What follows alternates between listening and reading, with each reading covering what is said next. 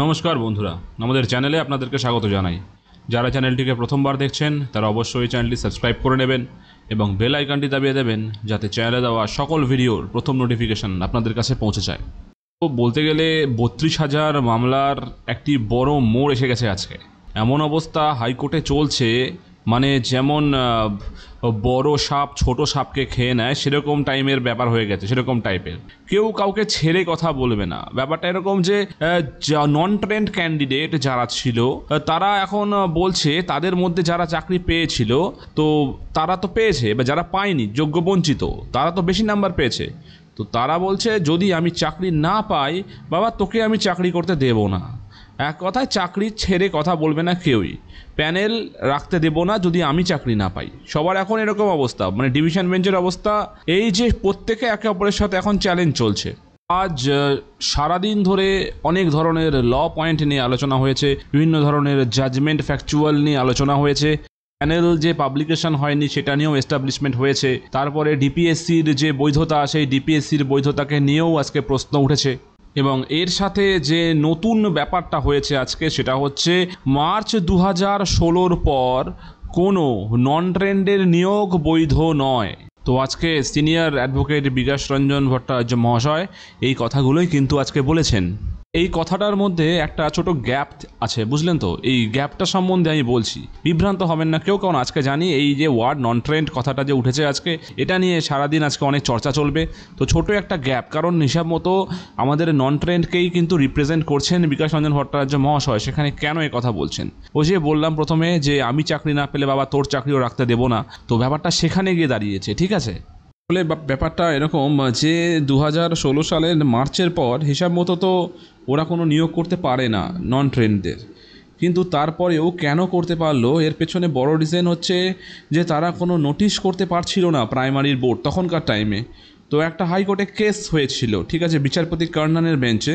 তো বিচারপতি কর্নান স্যারের একটা অর্ডার আছে, যে অর্ডারে বিচারপতি বলেছেন যে 16 মার্চের পর মানে এই যে 16 যে মার্চটা ছিল 2016 মার্চ, তারপরে নন ট্রেন্ডদেরকে নেওয়া যাবে, একটা অর্ডার আছে। তো সেই অর্ডারের ওপর ভিত্তি করেই কিন্তু এই প্রাইমারি পর্ষদ নন ট্রেন্ডদের তখন নিয়েছিল। তো একটা ব্যাপার আছেই। এছাড়াও আজকে যে মূল অংশগুলো সেগুলোতে আসি, যে প্রথমে যেটা বলা হয় যে প্যানেল স্ট্যাটুটারি রুলস, যেটা ঠিক আছে। তো প্যানেল স্ট্যাটুটারি রুলস ওয়াইজ যে প্রভিশন, সেটা ওয়াইজ একটি গভর্নমেন্ট একটি সংস্থাকে সেন্ট্রালি নিয়োগের একটা আদেশ দেয়, কিন্তু সেখানে সেন্ট্রালি নিয়োগের আদেশ দেওয়ার পরেও এই সম্পূর্ণ নিয়োগটা কিন্তু ডিপিএসসি মারফত করা হয়েছিল। তো আজকে দুটো ম্যাটার হাইকোর্টে ওঠার জন্য পুশ করা হচ্ছিল, কিন্তু টাইমের অভাবের জন্য সেটা জাজ শুনলেন না বা হলো না, যাই হোক। তো এর মধ্যে একটি বড় ম্যাটার আছে কিন্তু র্যাঙ্ক জাম্পিংয়ের ব্যাপার, ঠিক আছে। তো র্যাঙ্ক জাম্পিং কিন্তু সেই ম্যাটার যার ওপর একটা হাইলাইটেড বিষয়, যার ওপর কিন্তু এসএসসির 26,000 চাকরি বাতিল হয়েছিল। এটাও একটা বড় ফ্যাক্টর। সেই র্যাঙ্ক জাম্পিংয়ের ফ্যাক্টর কিন্তু আসতে চলেছে এই প্রাইমারি নিয়োগের ক্ষেত্রেও। একটা জিনিস সেখানে লক্ষণীয় যে প্রাইমারিতে কিন্তু সেরকম করে প্যানেল পাবলিশ হয়নি অফিসিয়ালি, কারোর কাছে কিন্তু অফিসিয়ালি কোনো প্যানেল নেই যে প্রুফ বলতে পারবে যে র্যাঙ্ক এটা ছিল আর সেটা জাম্প করে করা হয়েছে। তখন সরকার শুধু কি করেছিল, সেই 28/11/2022 ক্যাটাগরি ওয়াইজ একটা ব্রেকআপ দিয়ে ছেড়ে দেয় শুধু তখন। তো সেটা নিয়েও কিন্তু আজকে অনেক আর্গুমেন্ট হয়েছে যে একটা রিক্রুটিং অথরিটি সে একটা মানে লিস্ট দিচ্ছে, সেটাও কেন স্বচ্ছ নয়, সেটা নিয়েও কেন মানুষের মধ্যে এত প্রশ্ন থাকছে, সেটা নিয়ে এত কারচুপি কেন হচ্ছে। এমনভাবে দেওয়া হয়েছে যে এটাই ঠিকঠাক ক্লিয়ার নয় যে কে কোন ডিস্ট্রিক্টে চাকরি পেয়েছে। তো আজকে কিন্তু আর্গুমেন্টে এই বিষয়টাও অবশ্যই উঠে এসেছে। তাহলে প্রশ্ন হচ্ছে, এরকম করে যে আরবিটারি ম্যানারে যে রিক্রুটমেন্টটা করা হয়েছে, তাহলে এই যে সংস্থাটার কথা বলা হচ্ছে যার উপরে সমস্ত দায়িত্ব দেওয়ার কথা, এর স্বার্থ কোথায় থাকছে, কেন তাহলে এটাকে করা হলো? আজকে কিন্তু কারাপশান নিয়েও অনেক আর্গুমেন্ট হয়েছে। কারাপশান বলতে এটা নয় যে কে কত টাকা নিয়ে চাকরি পেয়েছে, বিভিন্ন ধরনের কারাপশান হতে পারে, বিভিন্নভাবে কারাপশান হতে পারে। তো আজকে মোটামুটি কারাপশানের যে পয়েন্টসগুলো আছে সেই পয়েন্টসগুলো কিন্তু বিকাশ রঞ্জন মহাশয় খুব সুন্দরভাবে কোর্টে উপস্থাপন করেছেন। পরবর্তী শুনানির ডেট হয়তো 29শে সেপ্টেম্বর আছে, এটা অতটা ক্লিয়ার বুঝতে পারা যায়নি আজকে, আমি তো বুঝতে পারিনি অ্যাটলিস্ট। তো 29শে সেপ্টেম্বর হয়তো পরের দিন শুনানি আবার হবে, পুজোর পরে। মাঝখানে তো পুজো চলে আসছে, তো পুজোর পরে হয়তো এটাকে নিয়ে আরও বিস্তর শুনানি বাকি আছে এখনও। আজকের আর্গুমেন্টের তাহলে মূল বিষয় কিন্তু ছিল এটাই যে প্যানেল পাবলিশ হয়নি।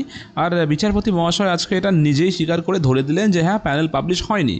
করে বিভিন্ন লিস্ট দেওয়া হয়েছে অবশ্যই, কিন্তু এন্টায়ার যে প্যানেল সেটা কিন্তু একবারের জন্য দেওয়া হয়নি। সিবিআই কিন্তু তার চার্জশিট এবার জমা করতে চলেছে। অবশ্যই সেটা 2014 সালের যে প্যানেল সেটা ওয়াইজ, ঠিক আছে, ওই সেই রমেশ মালিক মামলাটা। তো সিবিআই এর চার্জশিট জমা পড়া কিন্তু একটা বেশ ভয়ানক ব্যাপার হতে চলেছে সামনে। সিবিআই তখন যে রিপোর্টটা সাবমিট করেছে তারই হয়তো কপি সামনের দিন জমা করতে চলেছেন কি বলে ফিরদৌস শামীম মহাশয়, ঠিক আছে। তো এবার দেখার জিনিস যে সেটা নিয়ে আবার কি নতুন হাঙ্গামা শুরু হয়। এর এই চার্জশিটের মধ্যে কিন্তু সম্পূর্ণ ঘটনাটাই ঢুকতে চলেছে, মানে এর আগে যাবতীয় যা যা হয়েছে, প্রাইমারি রিক্রুটমেন্ট মাঝে মাঝে কিছু ক্যান্সেল করেছে আমাদের প্রাইমারি পর্ষদ, এবং এছাড়াও বিকাশ রঞ্জন ভট্টাচার্য মহাশয় কিন্তু বারে বারে একটা কথা বলছেন যে যদি এরকম একটা ক্যান্ডিডেটও পাওয়া যায় যার র্যাঙ্ক জাম্প করে অন্য কেউ চাকরি পেয়েছে, তাহলে কিন্তু এটা ক্লিয়ার যে এন্টায়ার প্যানেলটাই কিন্তু দুর্নীতির আন্ডারে চলে আসছে। তখন কিন্তু এন্টায়ার প্যানেলের অস্তিত্ব নিয়ে একটা প্রশ্নচিহ্ন উঠে আসবে। এরপরে আরও একটা মজার জিনিস, আরসি বাগচির যে রিপোর্টটি আছে সেটা আপনারা কি জানেন যে আরসি বাগচি তৎকালীন যে সেক্রেটারি ছিলেন উনি কিন্তু একদম অ্যাডমিট করেছিলেন যে হ্যাঁ, টাকার বিনিময়ে চাকরি দেওয়া হয়েছে।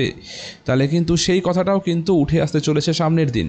হ্যাঁ, মানছি যে এই টাকা দিয়ে চাকরি পাওয়ার সংখ্যাটা কম এই আরসি বাগচি রিপোর্ট ওয়াইজ, কিন্তু এটাও যদি এই কেসের সাথে যুক্ত হয়ে যায় তাহলে কিন্তু এই কেস একটি সামনে ভয়ঙ্করতম রূপ নিতে পারে।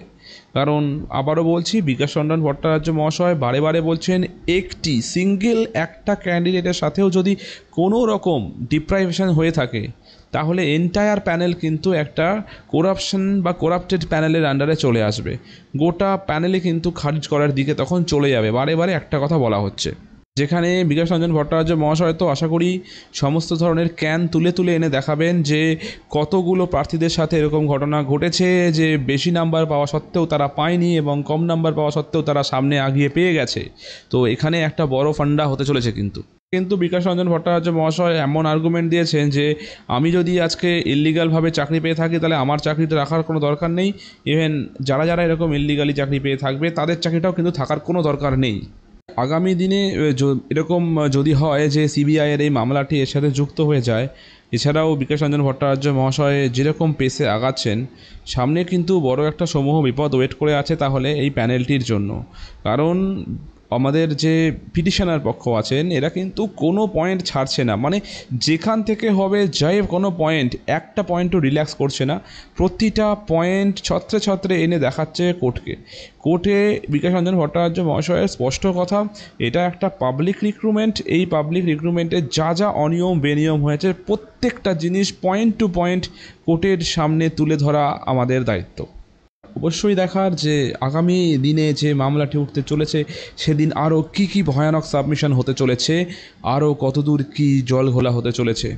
বাট এটুকু ক্লিয়ার যে যেরকমভাবে মামলার দিক এগোচ্ছে আর দিক পরিবর্তন হচ্ছে, এই প্যানেল কতদূর টিকবে বলাই কিন্তু মুশকিল এই মুহূর্তে। যাই হোক, আজকে খবরটি এই পর্যন্তই। আগামী দিনে কোনো আপডেট পেলে অবশ্যই আপনাদেরকে জানিয়ে দেওয়া হবে। ধন্যবাদ।